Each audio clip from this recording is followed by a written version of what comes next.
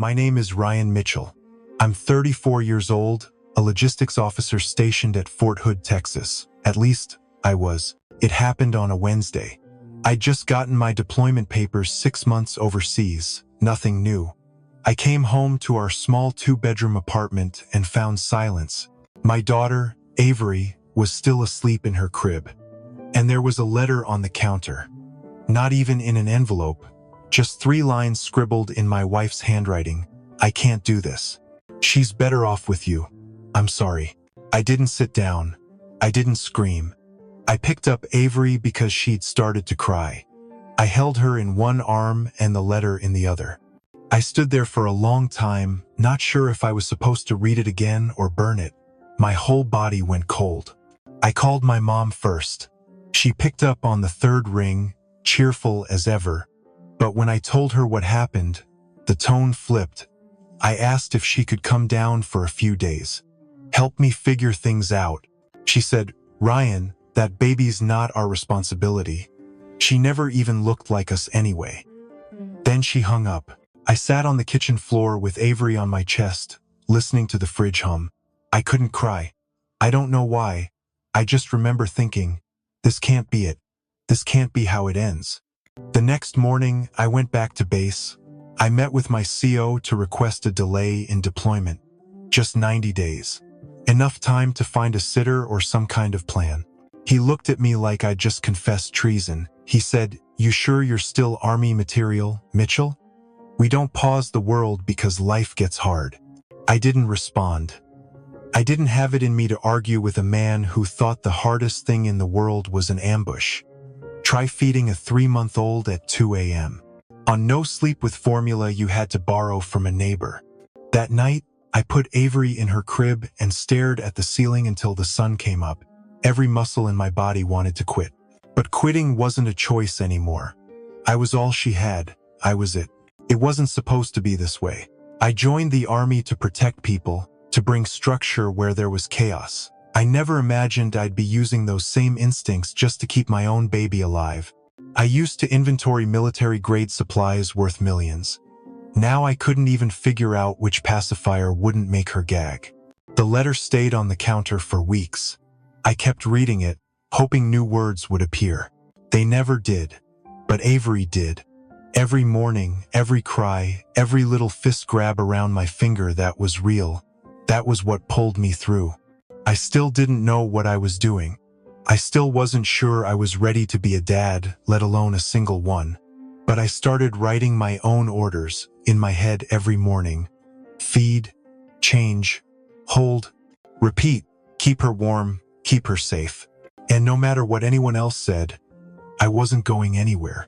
The 3rd night without sleep broke me. Avery wouldn't stop crying.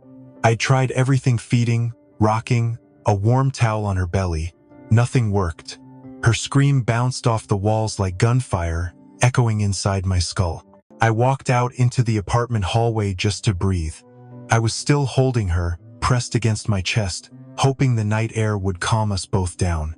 I slid down the stairwell wall and sat on the cold concrete floor. Avery was finally quiet, maybe worn out from the crying.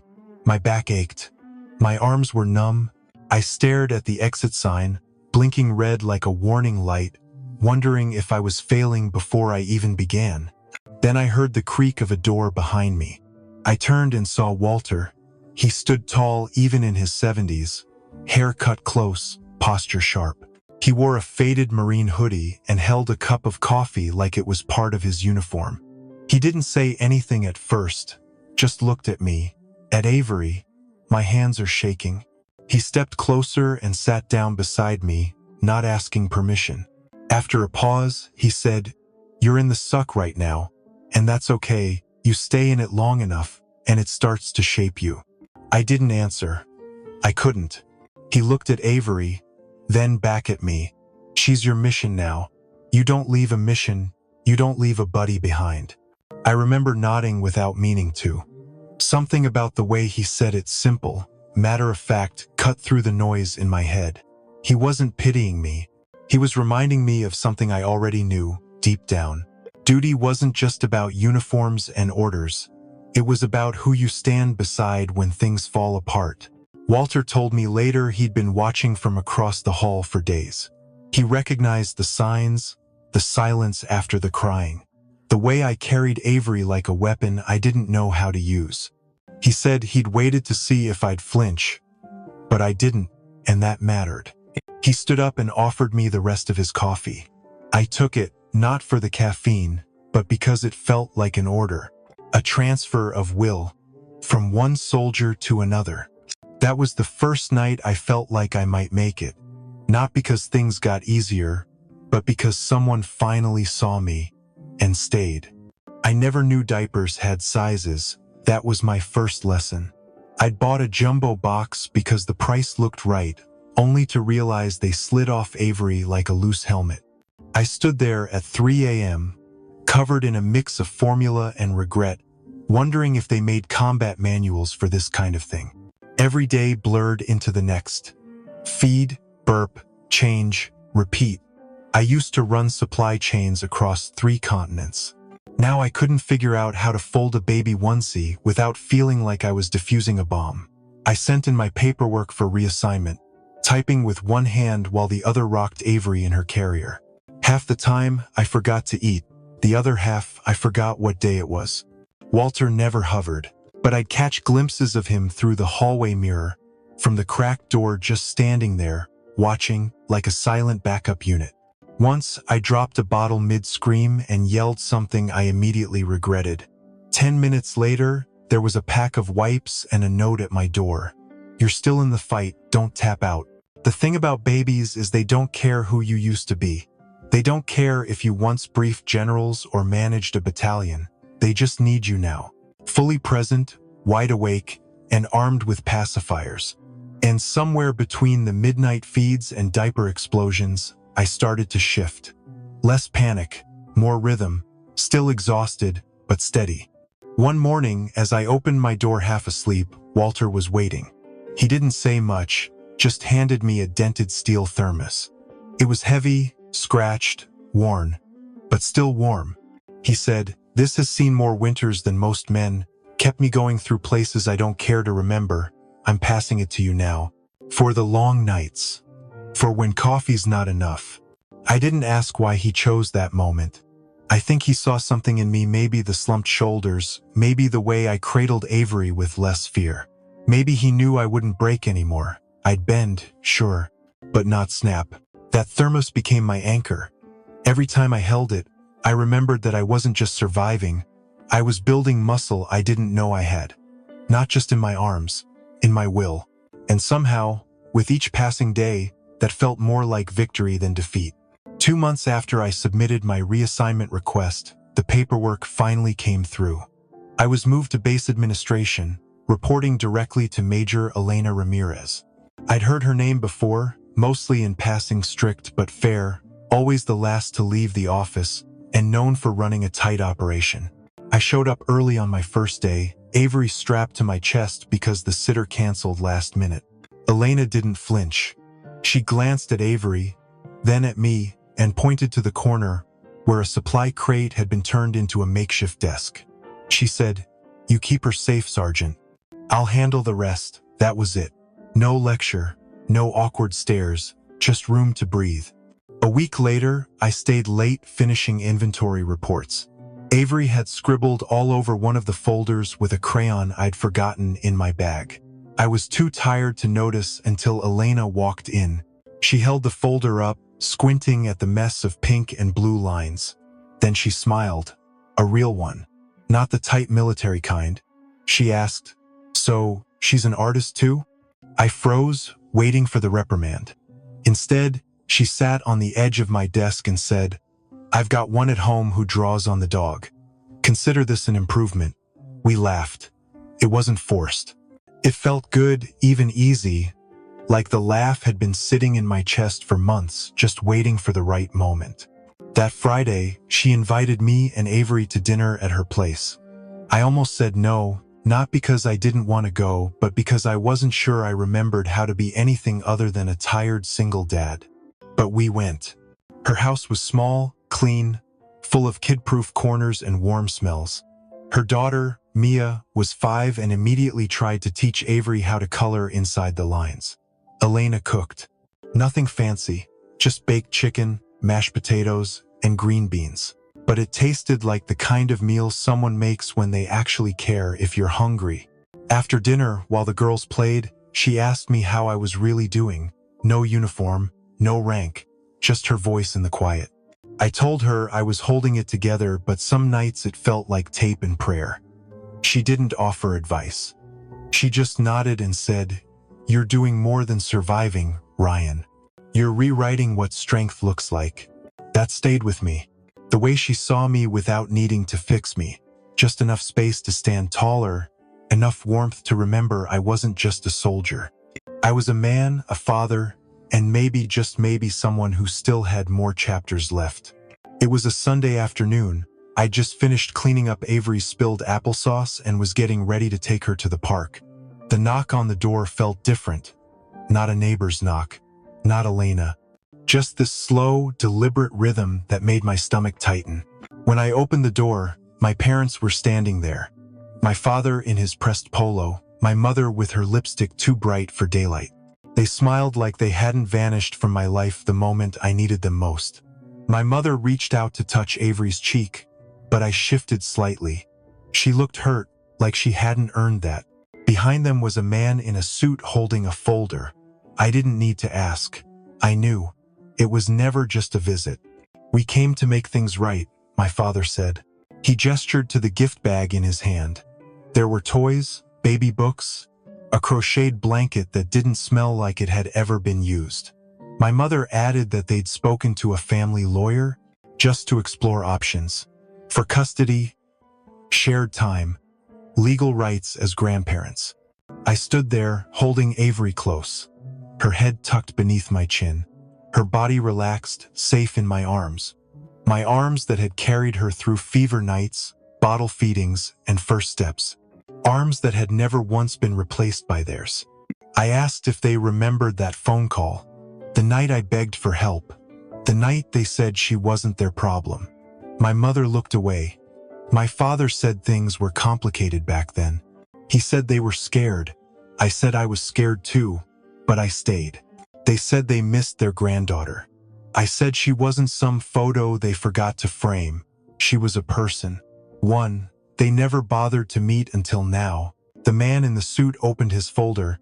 He started to speak, something about visitation rights and shared guardianship. I held up my hand. I didn't need legalese. I needed truth. I turned to the shelf by the door and picked up the old thermos Walter had given me. It was scratched, dented, and warm with memory. I handed it to my father. I told him that the thermos had kept Avery's formula warm when the power went out. It had rolled around in my car for months when I was too tired to carry groceries and a baby at the same time. That it had sat beside me during every cold morning and every longer night. That a man they'd never met, who owed me nothing, had given it to me, and that man had shown up more in my life than they ever had. I said, "Take it, hold it, feel how heavy it is. Then imagine carrying it every single day with a screaming baby and no one to call. That's what being there feels like." They didn't speak. The lawyer awkwardly cleared his throat and stepped back. My parents looked down, not in shame, more in discomfort, like the truth didn't fit into their version of the story. I didn't slam the door. I didn't yell. I just stepped back and gently closed it. Avery was still holding her stuffed lion, the one Elena had given her last Christmas. She looked up at me and smiled, like nothing had changed. But everything had. That day, I didn't just protect Avery from a custody battle. I protected her from a kind of love that only shows up when it's convenient. I poured coffee into the thermos that night, not because I needed the caffeine, but because I needed the reminder. Some things are earned the hard way. And those things, no matter how small, are worth more than any apology that comes too late. It's been 4 years since the day everything fell apart. And somehow, we built something better than I ever thought possible. Avery's 6 now. She still gets applesauce on her sleeves and tries to sneak cookies before dinner. But there's a steadiness in her, a quiet confidence. She knows she's loved. You can see it in the way she walks into a room like she belongs there. Like, no part of her doubts it. Elena and I moved into a house just outside Killeen. Nothing fancy. 3 bedrooms, 1 squeaky step on the back porch, and enough yard for the girls to chase the dog until they collapse in giggles. Mia and Avery became sisters before we even called each other family. Elena and I never rushed anything. We just let it grow. The way roots do when you stop pulling them up to check if they're strong enough. On Saturday mornings, we let the girls take over the living room. They build forts out of couch cushions and call it base camp. Avery wears one of Walter's old Marine hats. It hangs off her ears, flops down over her eyes, but she wears it like it's sacred. Last weekend, she stood on the coffee table, saluted me with a spoon, and said, "Commander, we're ready for deployment." I laughed so hard I nearly spilled my coffee. She doesn't call me daddy anymore. Not all the time. Sometimes it's Ryan, sometimes it's Commander. But every time she says it, I feel that old weight again. Not the burden, the honor. Walter passed away last winter. Quietly, in his sleep, Elena found the letter he left me tucked inside that same dented thermos. It was folded twice, written in clean block letters like a report.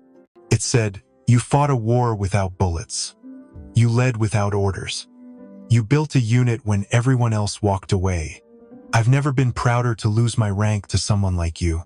I held that letter for a long time, read it twice, then poured myself a cup of coffee from that same thermos and walked out onto the porch. The wind was sharp that morning, but it didn't bite. It reminded me I was still here, still standing. We kept Walter's hat on a shelf in the living room, right above a photo of him holding Avery the day she turned 1. She was crying. He wasn't. That moment said everything. There are days when it still feels fragile. When I worry I'm not doing enough, but then Avery sneaks into the kitchen while I'm cooking and wraps her arms around my leg. Or Mia calls me dad without thinking about it. Or Elena puts her hand on my back and says nothing at all. And I know we're okay. Tonight we had dinner out on the back porch. Elena made roast chicken. I poured juice into plastic cups shaped like rockets. The girls told school stories and made up code names for each of us. Mia is Eagle 2. Avery is Tiny Thunder. Elena is Base Control. I am, of course, Commander. The sun dropped behind the trees and painted the grass gold. I looked around and thought, this is what peace feels like. Not quiet, but whole. We didn't get here because we had a perfect plan. We got here because we kept showing up. Through the crying, the silence, the diapers, the court papers, the goodbyes that came too late. We stood our ground. And somehow, that was enough. Walter used to say, "The only thing harder than war is what comes after." I get that now. What comes after is where you decide who you're going to be. When no one's watching, when there's no one left to salute you or hand out medals, it's where you either give up or grow into something new. I never thought I'd end up here, sitting at a picnic table surrounded by laughter, grilled corn, and girls with scraped knees and big dreams. But I'm glad I did, because the life I have now didn't come from orders or chance. It came from choice. Every single day, I choose this. And she still calls me Commander, but only when she wants more dessert.